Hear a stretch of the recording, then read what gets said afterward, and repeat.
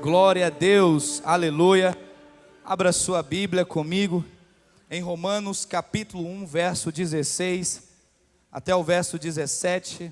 Quero compartilhar uma palavra com você e que essa palavra pode liberar vida no seu coração e levar você a desfrutar do que o Senhor tem para a sua vida. Em Romanos capítulo 1, do verso 16 ao verso 17, diz assim: porque não me envergonho do evangelho de Cristo, pois é o poder de Deus para a salvação de todo aquele que crê, primeiro do judeu e também no grego. Prossegue. Porque nele se descobre a justiça de Deus, de fé em fé, como está escrito: mas o justo viverá pela fé. Eu preciso falar algo para você, que não há outro evangelho. Não há outro evangelho, somente há um evangelho. O evangelho da graça de Deus. Só o evangelho da graça de Deus que tem o poder de trazer transformação. Só o evangelho da graça de Deus que tem poder de trazer vida. O evangelho da graça de Deus nos tira de cena e coloca Cristo no centro da nossa vida. O evangelho da graça de Deus não é sobre aquilo que nós fazemos para ser aceito diante de Deus, mas aquilo que o Senhor fez na cruz.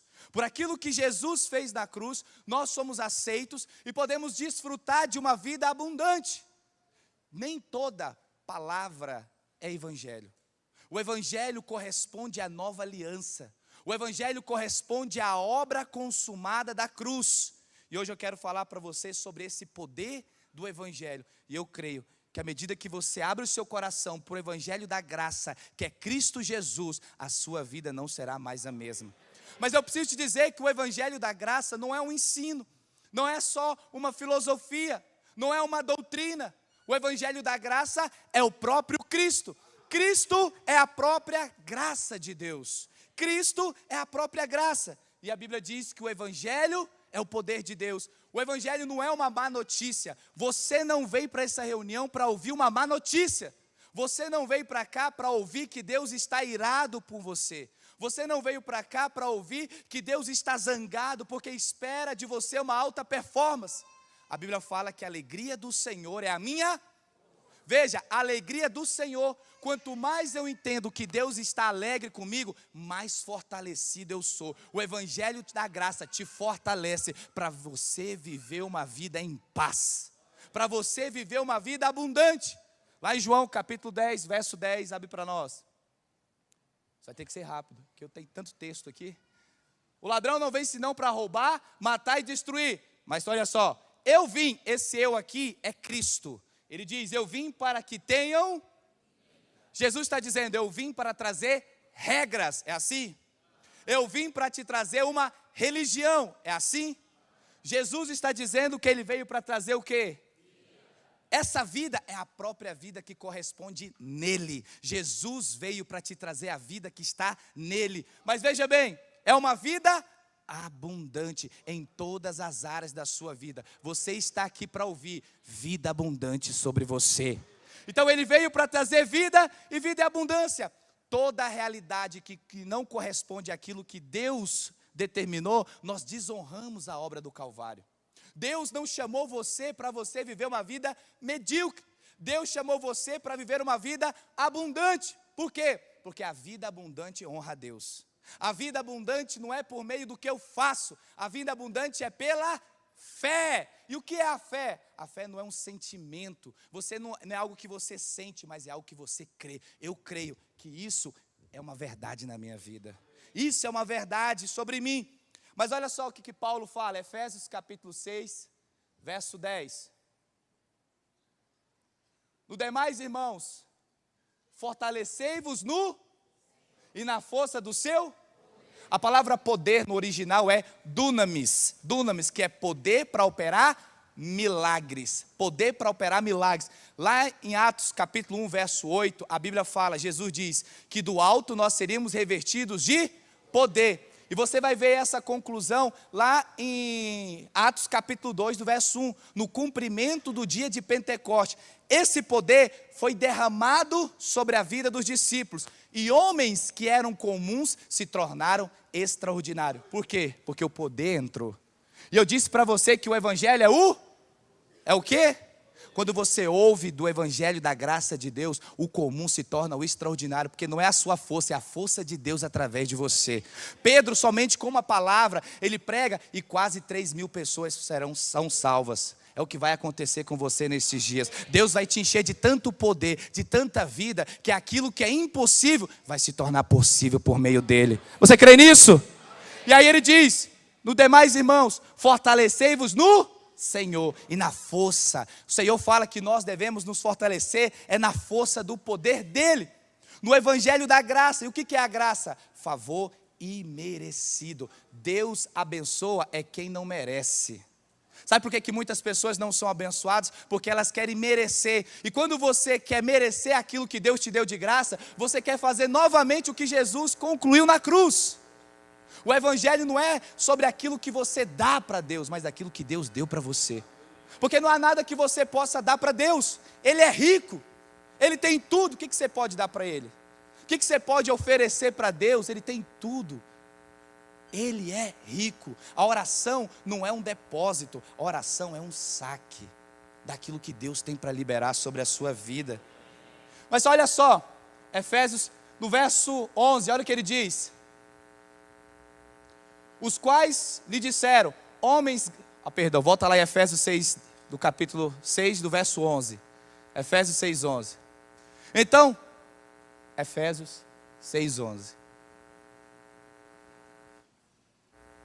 Revesti-vos de toda a armadura de Deus, para que possais estar firmes contra as astutas. Continua. Para que não temos que lutar, porque não temos que lutar contra a carne e o sangue, mas sim contra os principados, contra as potestades, contra os espíritos das trevas deste século e contra as hostes espirituais da maldade nos lugares celestiais. Prossegue.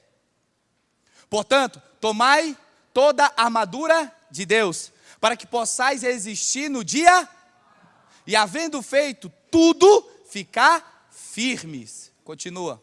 Então, pois, firmes, tendo cingido os vossos lombos com a verdade, vestida a couraça da justiça, e calçado os pés da preparação do evangelho da paz.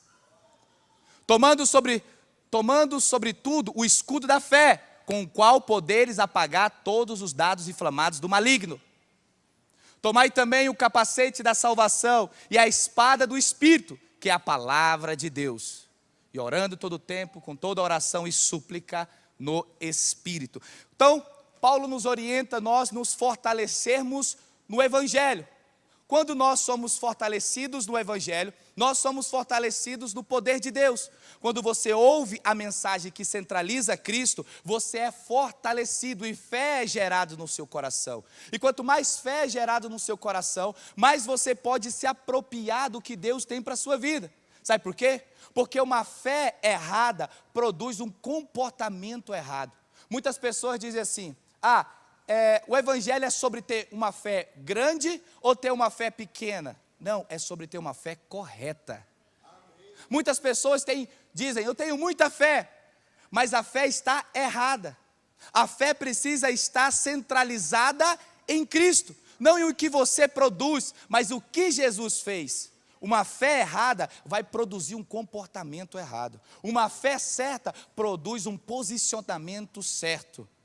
Então, a mensagem do Evangelho centraliza a obra do Calvário. A mensagem do Evangelho tira o homem. O homem não é o centro, Cristo é o centro. A nossa mensagem é cristocêntrica. Agora, quando você entende a posição de Jesus, você entende aonde você está. Por exemplo, a primeira coisa que o homem, você vai ver que a primeira palavra que Deus deu ao homem após a queda é, aonde tu estás. O homem caiu, Deus vai em direção e fala, aonde tu estás? É a primeira palavra que Deus fala ao homem depois da queda. Agora, quando você olha no Novo Testamento, em Mateus no capítulo 2, não precisa projetar, em Mateus no capítulo 2, você vai ver a primeira palavra que é pronunciada, é, aonde está o rei? Veja só, para você entender, a primeira palavra que é dita após a queda, lá em Gênesis, é aonde está o homem. a primeira palavra que é dita no Novo Testamento em Mateus é aonde está o rei. O rei ali é Cristo. Quando você entende aonde está Cristo, você entende aonde você está, porque você está em Cristo. Fala assim, eu estou em Cristo. Essa é a verdade. Nós não somos, nós estamos. Nós estamos nele, você está nele. O Evangelho, porque há um grande problema. Muitas pessoas só vivem a metade do Evangelho. Só a metade do Evangelho. Quando nós olhamos para a obra do Calvário, acontece dois princípios que são fundamentais. A obra da substituição e a obra da inclusão. O que é a obra da substituição? Ele pegou a maldição que estava em você e colocou nele. Por isso que não há condenação mais na sua vida. Por isso que não há mais maldição sobre você. Porque ele se fez maldição no seu lugar. Diga amém. Então, o Senhor, ele veio para nos livrar dessa condenação. Você não vai mais para o inferno. Nem se você quiser, você não vai mais. Amém? Glória a Deus. Então, essa é uma obra. Só que não para por aí. A segundo princípio é a obra da inclusão. Ele te colocou nele. Agora, você não está mais debaixo de condenação. Você não está mais debaixo do espírito do medo. Você não está mais debaixo da enfermidade. Preste atenção que eu vou falar para você. Toda doença que está na sua vida está ilegal. Você precisa se posicionar e mandar embora da sua vida. Porque Isaías 53 diz que ele levou na cruz. A doença não é castigo de Deus e nem disciplina. Há muitas pessoas acham que a doença é Deus disciplinando. Mas o autor de Hebreus diz que Deus disciplina por meio do seu amor. Não é por meio do seu juízo. Seria incoerente um Deus que leva a enfermidade, agora para tratar você ele coloca. Seria incoerente. Então veja, ele tomou o seu lugar. E uma vez que ele tomou o seu lugar, ele te colocou nele. Por que o Senhor te colocou nele? Na Bíblia só tem uma pessoa abençoada. Só uma. Jesus. Sabe o que Deus fez? Te colocou em? Vamos lá. Deus te colocou em? E você agora passa a ser abençoado com toda sorte de bênçãos. Esse é o Evangelho. Então muitas pessoas só vivem uma parte. Você foi colocado nele. Não há mais enfermidade. Sabe, mas isso é uma questão de fé. Isso é uma questão de crer. Crer no quê? No que eu estou dizendo? Não, crer naquilo que a Bíblia está dizendo. Quantos creem na Bíblia aqui? Então que hoje você possa assumir a sua realidade em Deus. Assumir a sua realidade no Senhor. E aí Paulo ele diz o seguinte: você precisa se fortalecer. No quê? No Evangelho da graça. Por quê? Porque vem as ciladas do maligno. A nossa luta não é contra carne nem sangue, não é contra o homem. A nossa luta é contra Satanás e seus demônios. Só que preste atenção, não existe essa luta. Por quê? Porque é até desleal para o diabo. Porque Cristo já venceu. Deixa eu te falar uma coisa. Imagina comigo, preste atenção. Vamos supor que você vai assistir um jogo de futebol. A seleção está jogando, Brasil e Argentina, vai para os pênaltis. Como é que você fica? É o meu filho lá em casa, falta comer os dedos, né? Então fica aquele negócio, tensão, né? Torcida, será que vai ganhar? Será que não vai? Você ora para o Messi perder o pênalti. Então aquela tensão toda, certo? Mas vamos supor que o Brasil ganhou 3-1.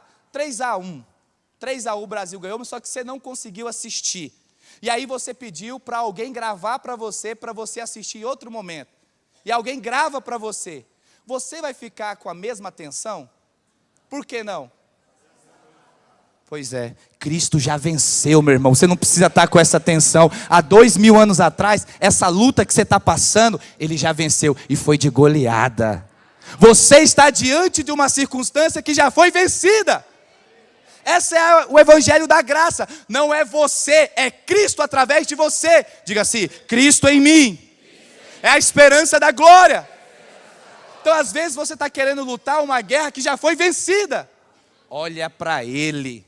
Então, mas olha só, aí a Bíblia fala em Efésios 6, ele diz que o diabo, ele traz ciladas, as astúcias ciladas do diabo. Então, a palavra Satanás, no original é Ha-Satã, o acusador. A Bíblia fala em Apocalipse que ele nos acusa de dia e de noite, Apocalipse capítulo 12, verso 10. Ele é aquele que nos acusa, é aquele que tenta apontar os nossos erros.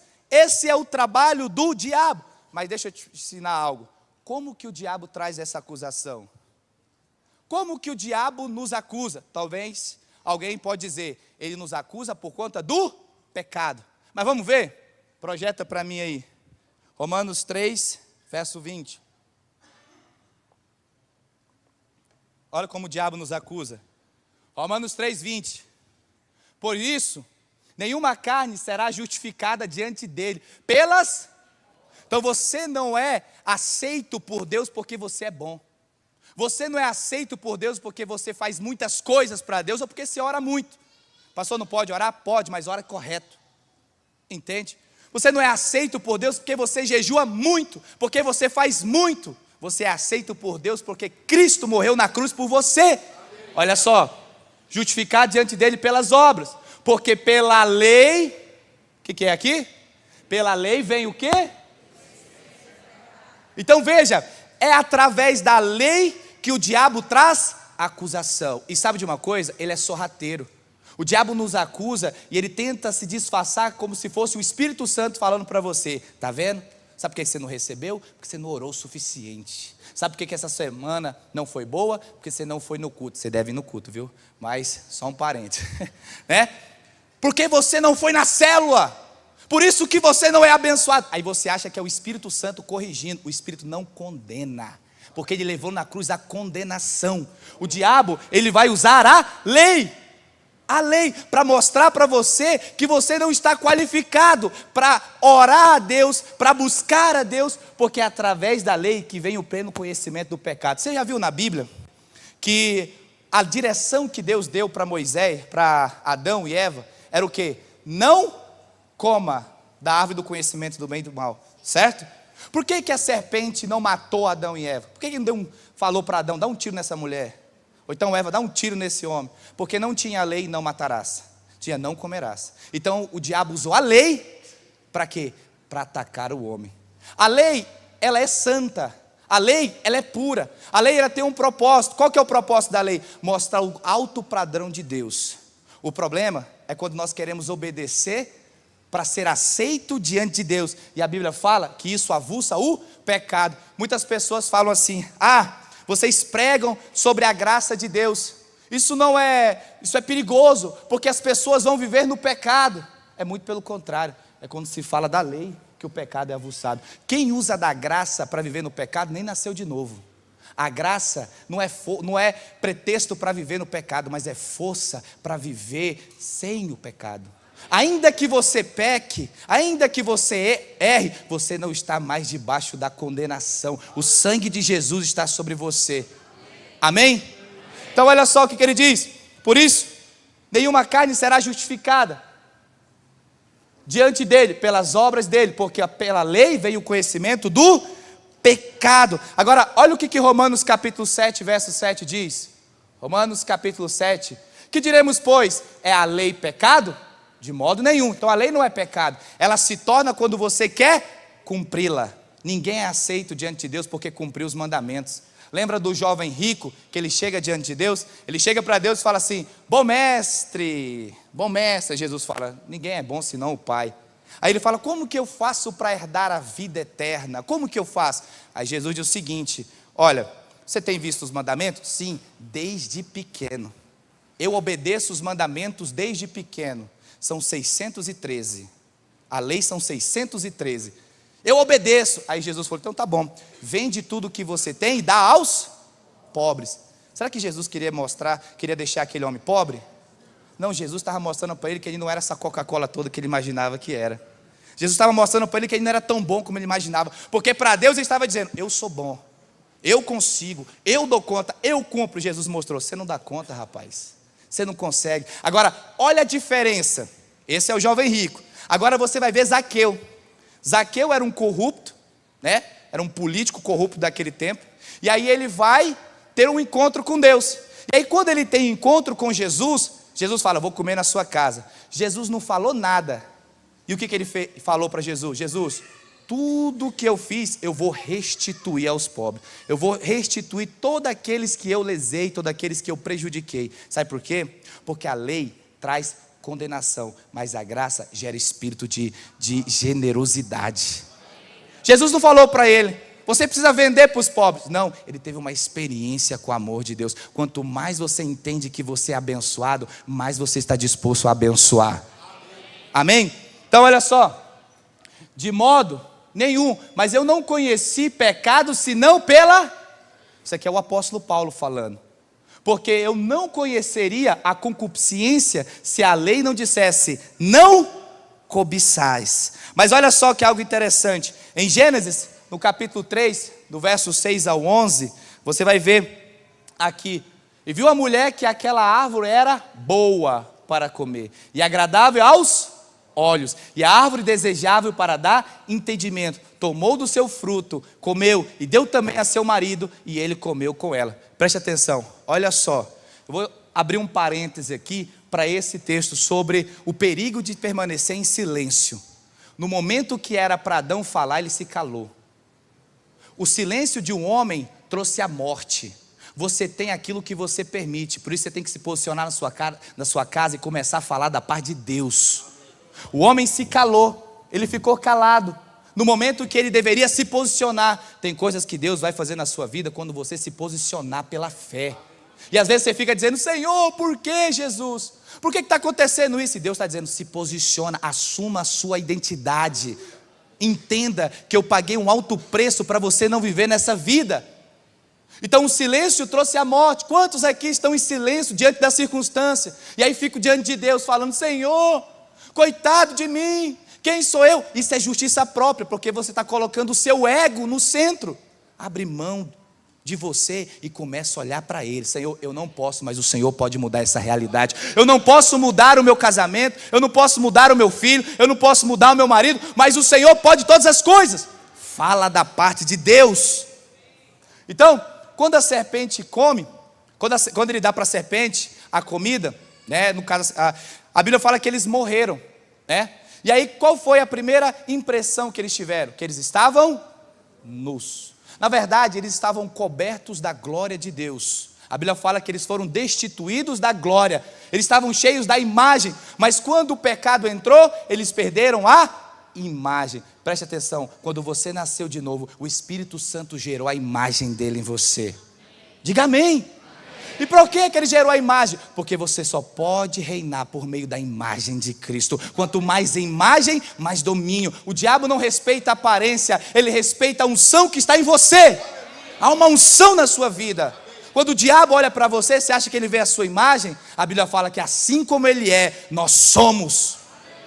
Quando ele olha para você, ele não vê a sua aparência, ele vê fogo na sua vida. Por isso que ele tenta te acusar. Porque ele não pode tocar em você, mas ele pode minar a sua fé, ele pode drenar você. E aí, olha só, quando eles comem, a Bíblia fala que Deus vai até eles. E eles se esconderam, sabe por quê? Porque a condenação, ela traz a vergonha traz o medo, e o medo, ele traz consequências. Preste atenção, o homem caiu, ele percebeu que estava nu. Agora, como que ele percebeu que ele estava nu? Há uma citação nesse texto, foi a serpente que falou para ele. A serpente que falou, peraí, olha como vocês estão aí nus, olha como é que vocês vão ficar diante de Deus, como que vocês podem se relacionar com Deus dessa maneira, entende? E aí você vai ver o posicionamento do Senhor. A frase que o Senhor diz é, aonde tu? Por quê? Porque Deus não estava preocupado com o pecado, mas sim com a distância.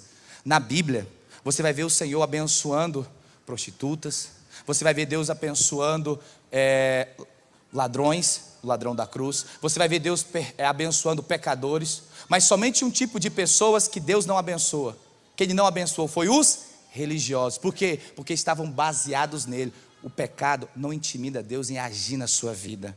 Jesus não estava preocupado com o pecado. Não estou dizendo e nem te dando liberdade para pecar, muito pelo contrário, mas se todavia errar, não corra de Deus, corra para Ele.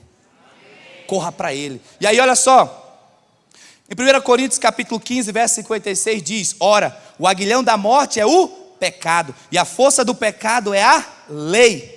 E a Bíblia fala, em 2 Coríntios também, no capítulo 3, do verso 7 ao 9, e se o ministério da morte, cravado com letras em pedras, vem em glória, de maneira que os filhos de Israel não podiam fitar os olhos na face de Moisés, por causa da glória do seu rosto, o qual era transitório. A Bíblia fala que a lei é o ministério da morte, porque a lei não produz vida, o que produz vida é a graça. Lembra quando Moisés sobe o monte? O que acontece? O rosto dele é transfigurado, mas a Bíblia fala que aquilo é transitório, passageiro. A glória na lei, mas é passageiro, é transitório. E a Bíblia fala que quando o rosto dele começou foi transfigurado, tiveram que colocar um véu no rosto, porque estavam com medo. Eles estavam com medo, mas preste atenção, no mesmo texto, no capítulo 3 do verso 8, diz assim: como não será de maior glória o ministério do Espírito?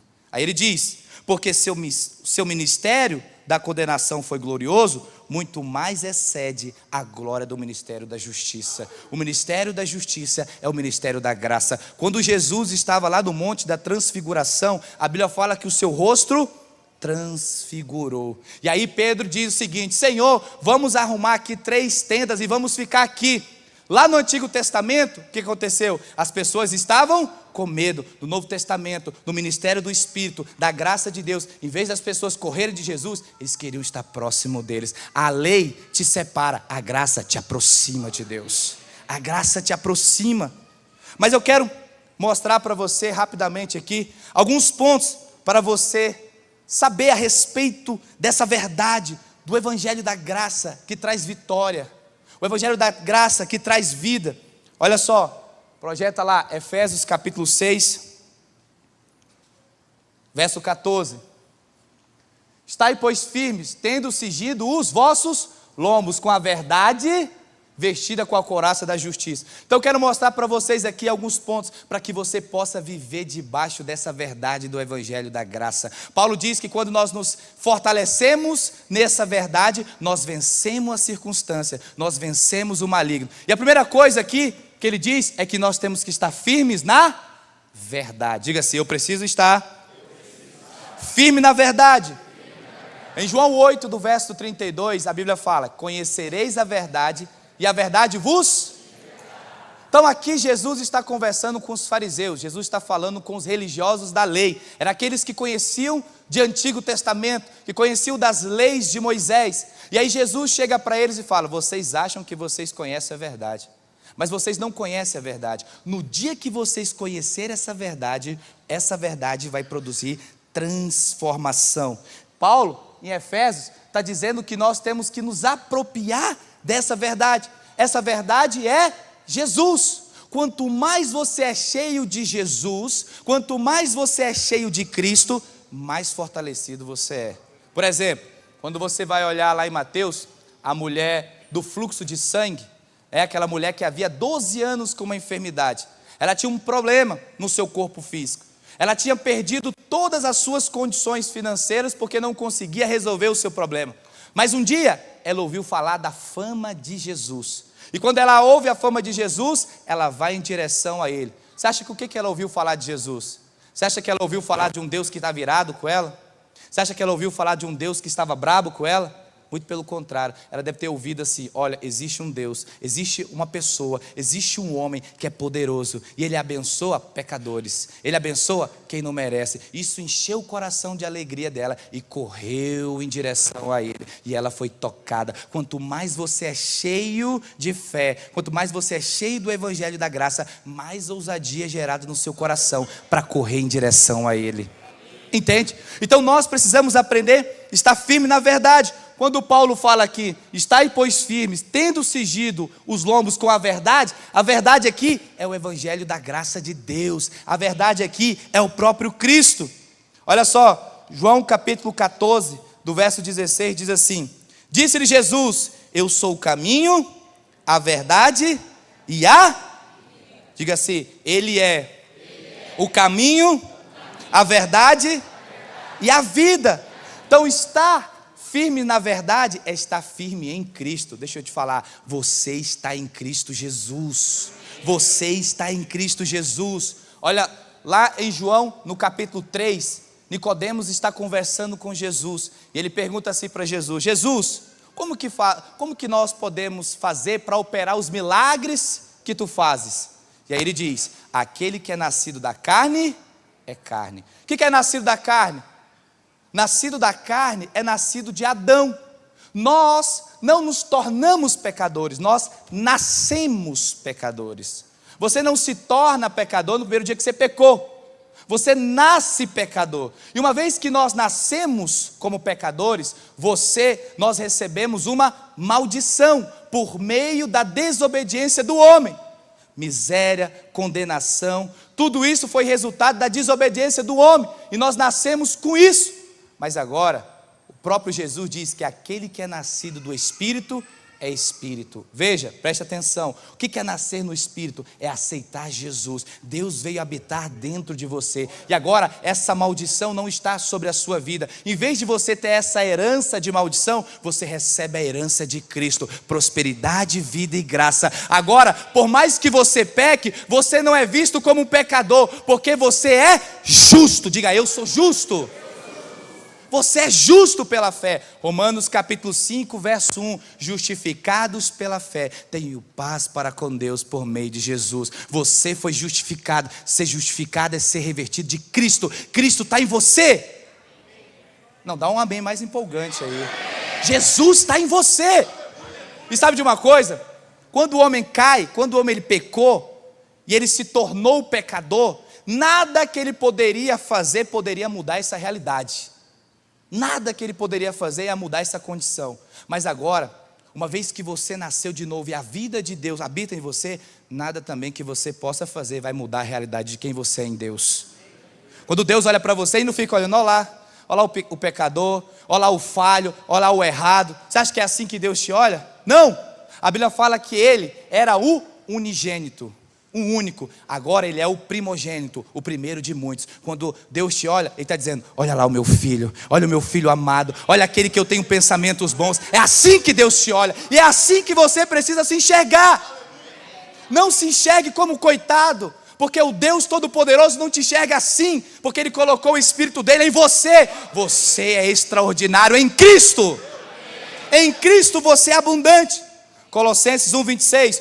Aos quais Deus quis fazer conhecer quais são as riquezas da glória deste mistério entre os gentios, que em Cristo em vós, a esperança da glória. Presta atenção, para o mundo isso é mistério, para nós isso é uma verdade. Cristo está em você. Cristo está em você. Então estar na verdade é estar em Cristo. Projeta lá, Efésios capítulo 6, Efésios capítulo 2, verso 6. Efésios 2:6. E nós ressuscitou juntamente com Ele. Você ressuscitou com Ele. Você morreu com Ele, mas também com Ele ressuscitou para uma novidade de vida. Não precisa projetar. Colossenses capítulo 3, do verso 1 em diante, diz que nós nascemos em Cristo. A expressão no grego é nascer em Cristo para uma vida abençoada. Você nasceu para dar certo em Cristo Jesus. Você tem um selo. Você tem um sim de Deus. Fala assim, eu vou crescer. Eu vou prosperar. Mas assim, fala assim, não é pela minha força, é pela força que está em mim. Fala para o irmão que está do seu lado, fala assim, você é abençoado. Fala assim, você é tão abençoado, que quando eu sento do seu lado, eu recebo dessa bênção também. Fala assim, a vida de Deus está sobre você, a graça de Deus está sobre você. Aleluia.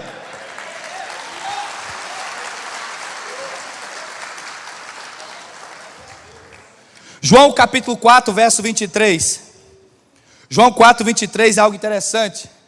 Mas a hora vem, e agora, em que os verdadeiros adoradores adorarão o Pai em verdade.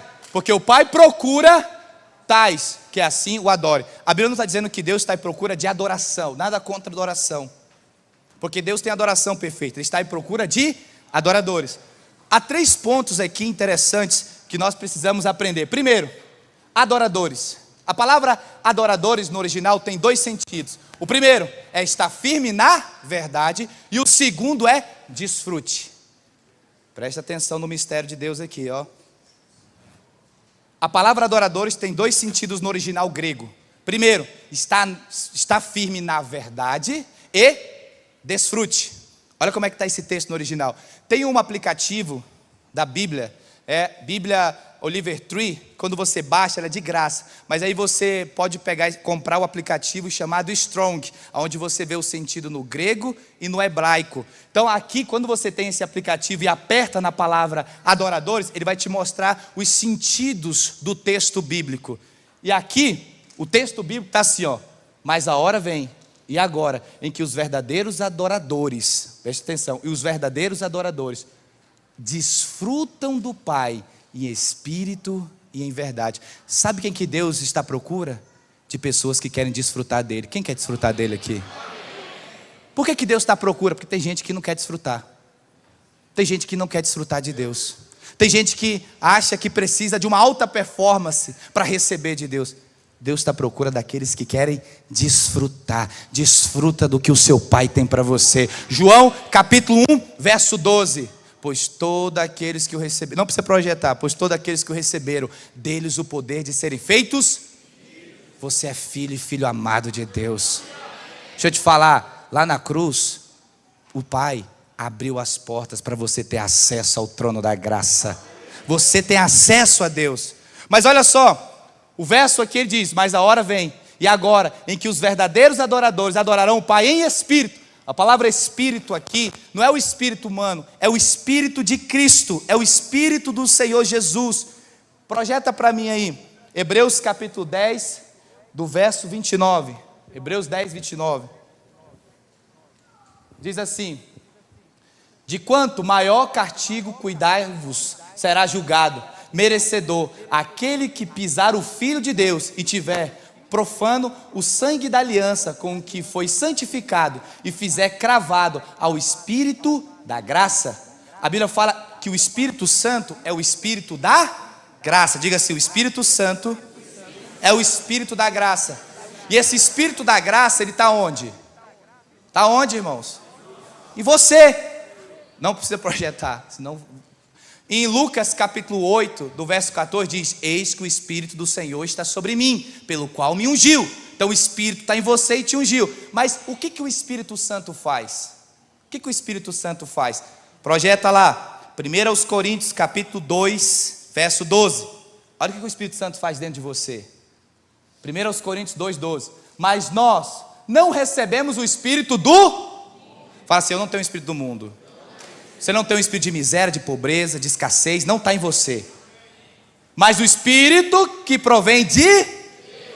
Você tem o Espírito Santo, o Espírito da vida está em você. O mesmo Espírito estava sobre os profetas, sobre os discípulos, está em você.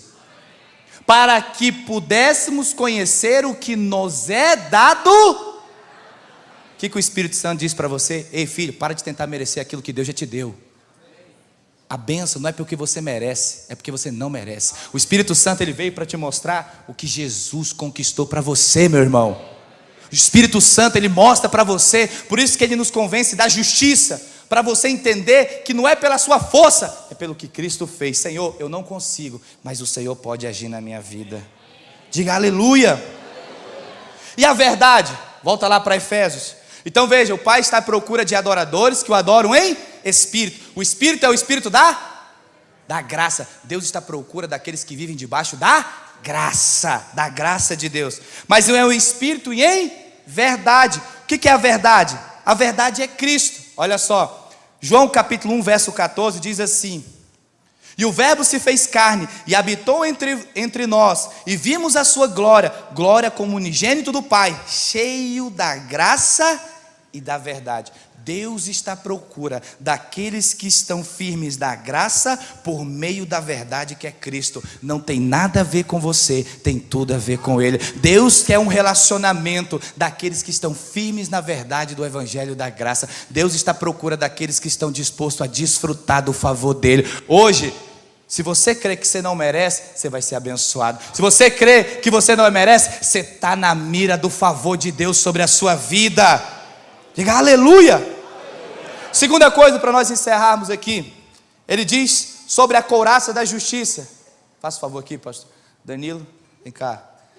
Eu não combinei com esse, por isso que mostrar aqui algo para vocês. Presta atenção. Deixa eu ver se vai dar certo. Deus, precisar de você, vem cá, Bar. Isso aqui é o nosso teatro santo. Fica aqui. É isso aí. Aleluia. Para você entender. Veja bem. Agora você vai ficar em pé aí um pouco, né? Olha lá. Projeta lá. Efésios capítulo 6. Então, estai, pois, firmes, tendo cingido os vossos lombos com a verdade. Então, a verdade é o quê? A verdade é Cristo. Fala, a verdade é Cristo. Então, nós vencemos quando nós entendemos que nós estamos aonde? Em Jesus. Mas ele diz, e vestida a couraça da justiça. Romanos capítulo 5, verso 17 diz, porque se pela ofensa de um só a morte reinou, muito mais os que receberam a abundância da graça e o dom da justiça reinarão em vida. Você reina em vida quando você entende que você é justo. Reinar em vida é reinar diante da circunstância, diante das adversidades, diante dos problemas. Ser justificado é ser revestido de Cristo, é ser achado inculpável diante de Deus. Por quê? Porque o sangue dele está sobre a sua vida. Mas olha como funciona, olha o que é algo interessante. Em Tiago capítulo 5, verso 16 ao 18, diz assim, confessai as vossas culpas uns aos outros e orai um pelos outros, para que sareis. A oração feita por um justo pode muito em seus efeitos. Então vamos supor aqui, o Danilo representa vocês, está representando vocês. Qual que vai ficar com a pior parte? Pode ser eu. Então ele aqui representa, ele não é, ele é cheio de Deus, mas ele representa o diabo. É? Não é não, viu, irmão? Fica de cá. E o pastor Eduardo, para pegar moral com ele é Deus. Né? E o pregador é Jesus. Eu não vou... Então está aqui, o homem está aqui ouvindo essa palavra, é você, e aí você está orando. Deus me abençoa, me prospera, me faz cheio do Espírito, eu quero crescer, cura minha família, me restaura. Isso é você. Agora, a Bíblia fala, como eu mostrei para você, o diabo nos acusa de dia e de... Então chega ele. Tá, glória. E ele nos acusa aonde? Diante de Deus. Lembra do texto? Então ele chega diante de Deus. E ele fala... Deus, você viu o homem lá no culto, orando, ele estava pedindo para ser curado, para ser transformado, mas ele está cheio de culpa, ele está cheio de condenação, ele está cheio de falha, cheio de falhas, cheio de erros. É É assim que o diabo faz. Às vezes você está orando e o diabo está aqui na sua mente, você não consegue, isso aí nunca vai ser uma verdade na sua vida. Ele pega as circunstâncias e coloca como um foco, porque aquilo que você foca cresce, e aquilo que cresce torna-se um Deus na sua vida. E aí, às vezes você está orando por prosperidade, você chega lá na sua casa, você vê outra coisa e o diabo está vendo, você estava lá no culto e olha aí como é que está a sua casa. Está vendo? Você está vindo na cela, não está acontecendo nada. É assim que ele nos acusa. Está vendo? Você está aí, está no mesmo erro, na mesma coisa, você nunca vai ser ninguém. E muitas vezes ele usa pessoas para falar isso para você. E o diabo, quando ele fala sempre na primeira pessoa, como se fosse você falando para si próprio. Então veja bem, e aí Deus é justo, Deus é santo. E Deus, ele tem que castigar. Ele tem que apontar a mão, ele tem que condenar, porque ele é justo. E aí Deus fala, realmente, vem cá, diabo. Mas não é não. Realmente, eu tenho que condenar. Eu tenho que trazer juízo. Eu não compactuo com o pecado. Porque eu não compactuo com o pecado. E agora?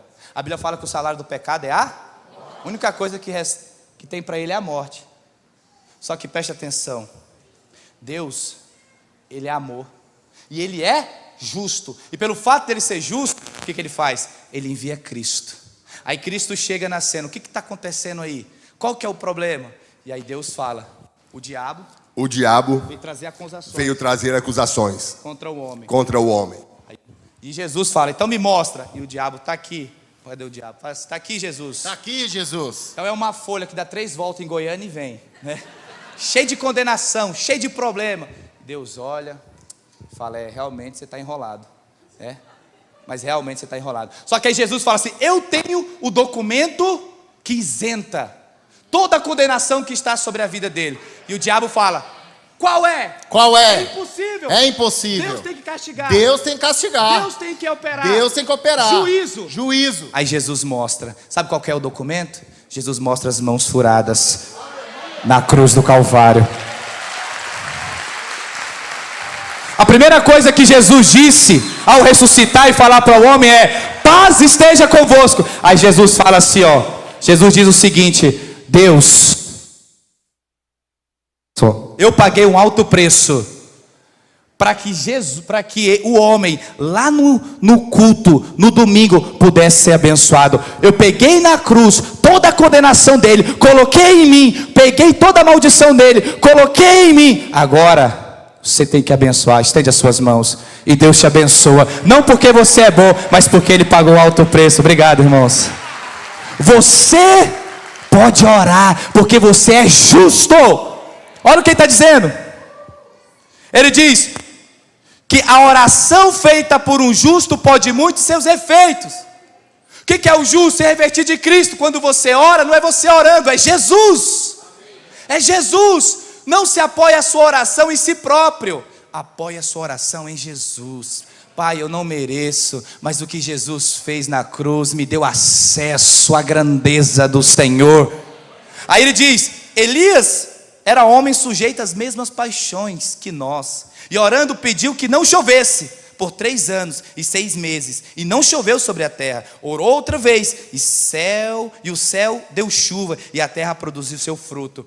Ele diz que Elias orou e a chuva aconteceu. Mas veja, não era porque Elias era bom. A Bíblia fala que ele era sujeito às paixões igual nós, era cheio de falhas igual nós. Mas por que ele orou e as coisas aconteceram? Porque ele creu. Você crê que a chuva de Deus sobre a sua vida? Você crê que você foi revestido de Cristo e Jesus abriu o céu sobre a sua vida e você vive debaixo de céus abertos, provisão de Deus, graça do Senhor sobre a sua vida? Aleluia. Pode a equipe de louvor. Outro ponto, volta para Efésios capítulo 6. Efésios capítulo 6. Efésios capítulo 6, do verso: estai pois firmes, tendo cingidos. Então a verdade é o que? É estar em Cristo. A armadura, essa parte da verdade é eu entender que eu estou em Jesus tudo eu posso. Vestido da couraça da justiça. Romanos capítulo 8, verso 1 diz: não há condenação para aqueles que estão em Cristo Jesus. Diga assim: não tem condenação sobre a minha vida. E se não tem condenação na sua vida, você pode viver uma vida em paz. Quando o diabo vem mostrar o seu passado, fala para ele o futuro deles. Fala assim: o meu passado foi resolvido. Eu sou um homem sem passado diante de Deus. Eu sou um homem sem passado. Você que vai queimar. Não porque Deus tem amnésia, porque o seu passado pouco importa. Sobre você é o sangue de Jesus, e esse sangue te faz acessar a sala do trono da graça. Hoje mesmo, se alegra nessa verdade. Peça, mas não peça baseado ao seu tamanho, peça baseado ao tamanho de Deus. O irmão esses dias me perguntou: pastor, como é que Deus nos olha? Ele nos olha através de uma multidão ou de forma pessoal? Falei para ele: irmão, se existisse só você na terra, Ele tinha morrido só por você. Só por você.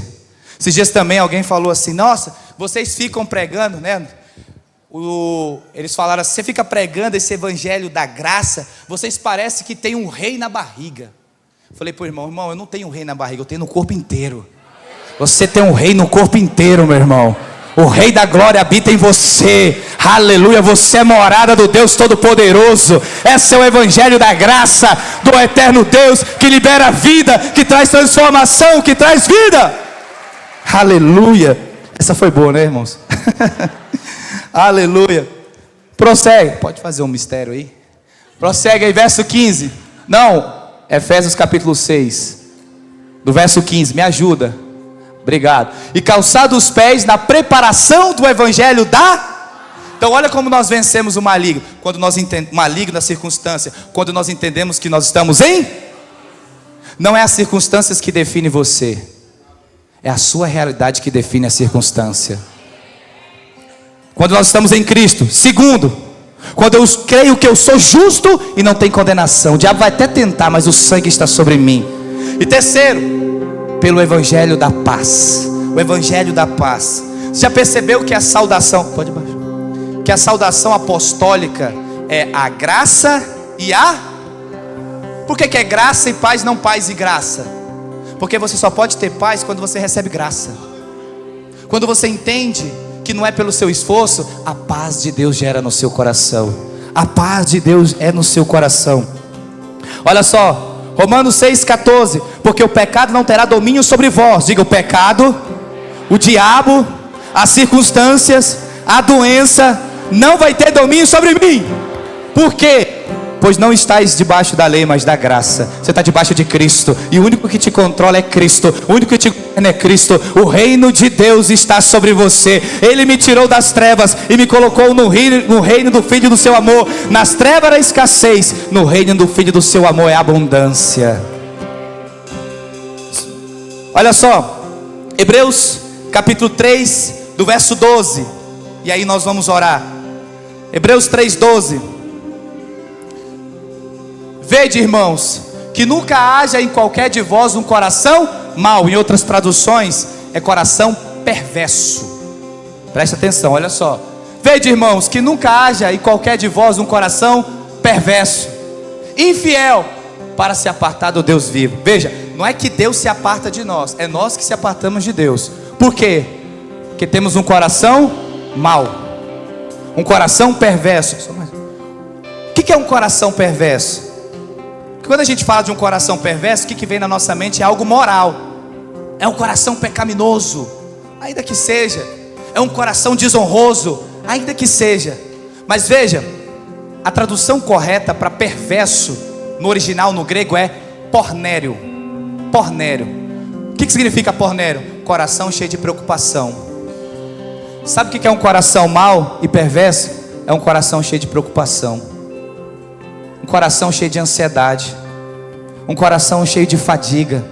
Esse é um coração perverso. Por quê? Porque em outras palavras nós estamos dizendo: Senhor, Tu és poderoso, mas não é o suficiente para mudar essa realidade. Por isso que eu estou ansioso. Por isso que eu estou ansioso. E aí, em Filipenses capítulo 4, versos 6 ao 7 diz: não estejais inquietos por coisa alguma, ou ansiosos por coisa alguma.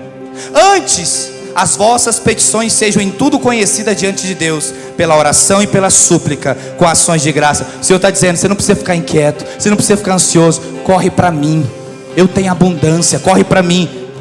E a paz de Deus, que excede todo entendimento, guardará o vosso coração e os vossos pensamentos em Cristo.